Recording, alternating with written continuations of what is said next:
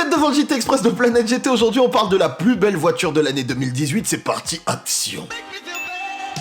Les amis, si vous avez suivi l'actualité automobile 2018, vous le savez, ça n'a pas été une année complètement folle en termes d'automobile. Je veux dire que des belles voitures, des voitures qui sortent du lot, je ne crois pas qu'il y en ait eu tant que ça. Bien évidemment, il y a du choses sympathiques, mais des trucs qui viennent vous transpercer le cœur, vous donner de l'amour, est-ce qu'il y en a eu tant que ça cette année? Je ne suis pas sûr. Et après avoir réfléchi pendant quelque chose comme une minute, il est évident que cette année, la plus belle voiture pour moi ne porte qu'un seul nom.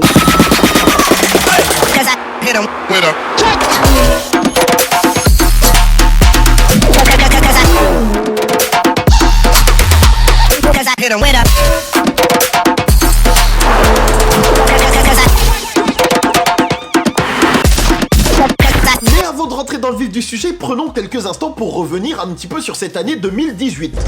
Parce qu'au final, qu'est-ce qu'il y a eu? On pense évidemment à la nouvelle Aventador SVJ, on pense à la Bugatti Divo qui fait partie des monstres de cette année, mais pour le moment on n'en a pas vu grand chose. La McLaren 600 LT, il y a eu la McLaren Senna, la McLaren Speedtail, pour le coup McLaren sont chauds. On peut également prendre en compte l'Audi R8 Performance, je me permettrai de mettre la Ferrari Monza SP1 et SP2 et surtout l'Alpine A110. Et là le mec il est en panique, il se dit mais qu'est-ce que tu dis quoi mais...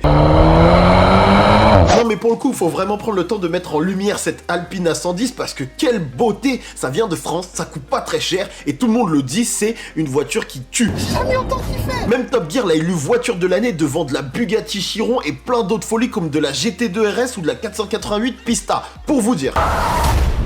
On pourra bien évidemment ajouter l'Ariel Atom 4 parce que la différence fait toujours du bien, mais globalement cette année, c'est pas une folie absolue. Du coup, on en vient à la plus belle voiture de cette année 2018. Et qu'est-ce qu'elle me fait du bien cette voiture? Oh là là!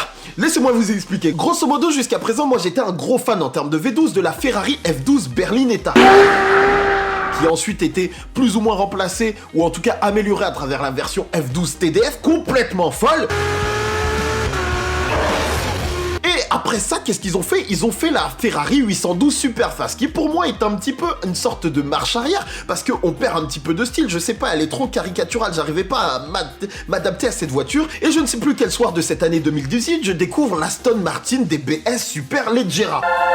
Et waouh, quelle folie! Et ce qui est très intéressant avec cette Aston Martin, c'est qu'elle n'est pas forcément facile à comprendre dès le premier regard. Et c'est ça qui est intéressant, c'est qu'il faut du temps, faut admirer la bête pour assimiler à quel point c'est une beauté. Parce que quand vous voyez cette grosse calandre béante façon Aston Martin qui est immense, ton œil au départ il est pas prêt, il est là, il se dit mais qu'est-ce que c'est? Et puis au final tu admires le profil de la voiture, tu admires la finesse de plein de petits éléments, de plein de petites prises d'air, l'intelligence, le charisme de cette voiture et tu te dis mais oui c'est ça, et la finesse du dessin à l'arrière qui vient intégrer très légèrement les feux mais en même temps lui donne de la force visuelle, enfin tout est parfait en termes d'esthétisme sur cette voiture, les possibilités de personnalisation en font une pure beauté et c'est un véhicule qui a un V12, j'ai noté les chiffres quelque part, laissez-moi retrouver ma feuille.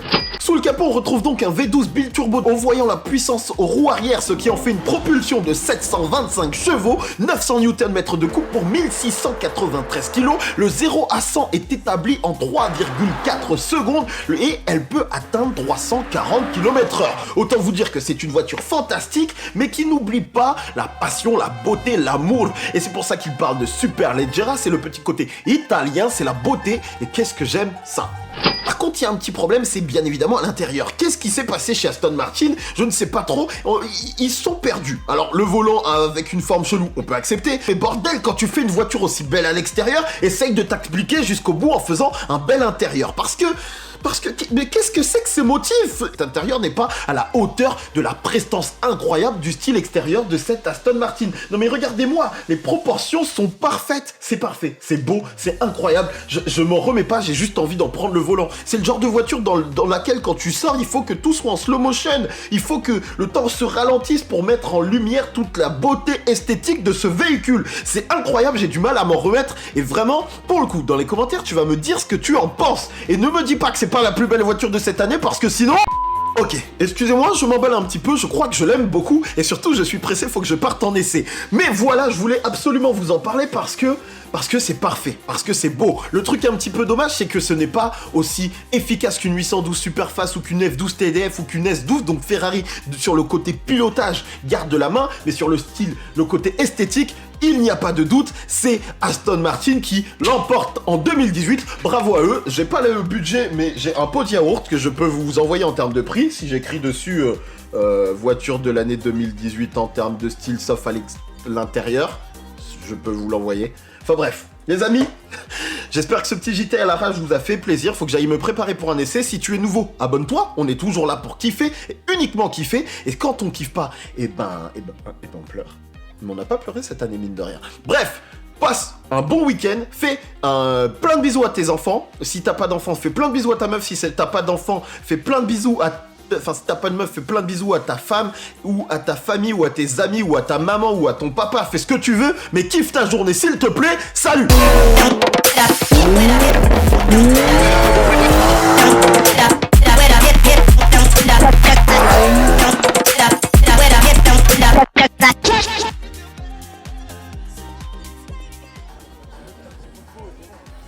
Là, je suis sur le moment critique où il faut que je choisisse de dormir ou de vous faire un JT Express. Et j'avoue que j'ai bien envie de le monter parce que c'est marrant. Et en même temps, il faut dormir parce que à 8h, on part avec la voiture. Et moi, j'attends pas. Hein. Mais t'inquiète, je serai là. Après, je dis pas dans quel état je serai. C'est ça la vraie question. C'est dans quel état je serai.